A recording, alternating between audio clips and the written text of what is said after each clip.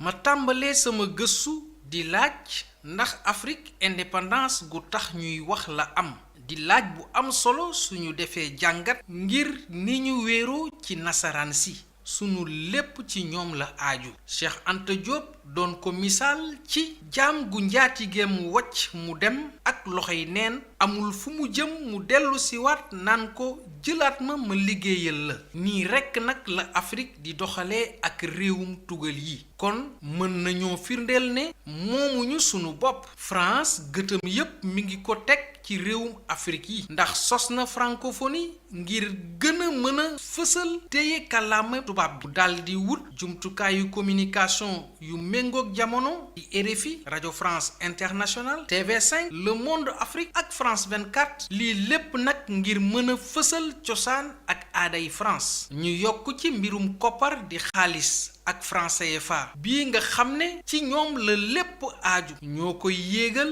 di ko wàccee di évaluation ak dévaluation te lii lépp nag lu mat